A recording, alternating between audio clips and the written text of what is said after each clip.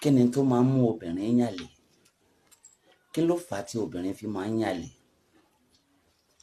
Ọ̀pọ̀ máa sọ wípé obìnrin ò nítẹ́ lọ́rùn ni.